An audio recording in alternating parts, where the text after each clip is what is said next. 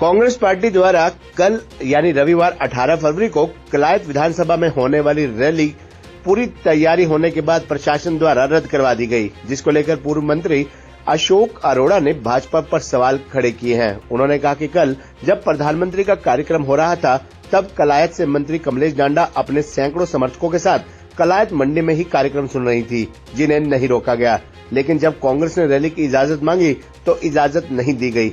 भाजपा कांग्रेस की हरियाणा में बढ़ रही लोकप्रियता से डरी हुई है और ये लोकतंत्र की हत्या है। कांग्रेस के खाते फ्रीज करने पर अशोक अरोड़ा ने कहा कि ये लोकतंत्र की हत्या है। विपक्ष की आवाज को दबाने का काम भाजपा कर रही है। ये सरकार कांग्रेस की बढ़ती लोकप्रियता को देखते हुए जिस प्रकार लगातार स्टेट के अंदर जन आक्रोश रैलियों के माध्यम से लोग कांग्रेस के साथ जुड़ रहे हैं, सरकार के खिलाफ अपना गुस्सा जाहिर कर रहे हैं, ये उससे डरी हुई सरकार है। कल प्रधानमंत्री जी की रैली थी रेवाड़ी के अंदर, कलायत के अंदर ही इनकी जो वहाँ मौजूदा मंत्री है कमलेश डांडा, वो मंडी के अंदर बैठ के उनका भाषण सुन रही थी। उसके साथ सैकड़ों लोग बैठे थे, उनको तो इजाज़त दे दी गई।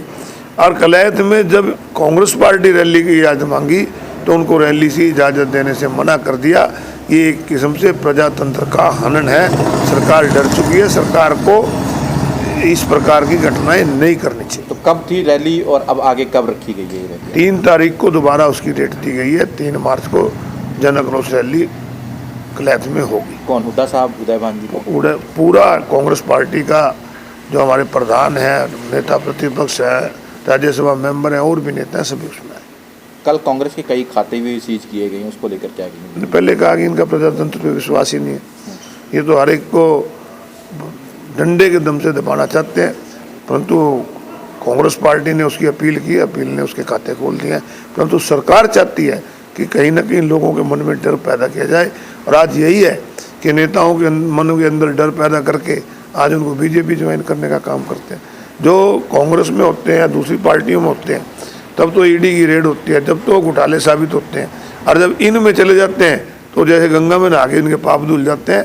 ये सरकार जो है अहंकार से भरी हुई सरकार है। आपने कल देखा कि मोदी जिस प्रकार से बोल रहे थे देश के प्रधानमंत्री, उन्होंने एक शब्द भी नहीं कहा कि हमारी बीजेपी सरकार की गारंटी, भारत सरकार की गारंटी, हमारी गारंटी। उन्होंने कहा मोदी की गारंटी।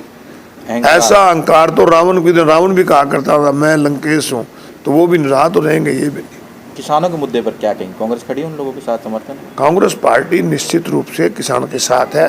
वो अन्नदाता जो आज सड़कों पर बैठा है उसकी बात किसान सरकार को माननी चाहिए और जो उनसे वादा किया था उसको पूरा करना। आंसू गैस के गोले बरसाए जा रहे हैं, ये तो प्रजातंत्र में डंडे से दबाना चाहते हैं।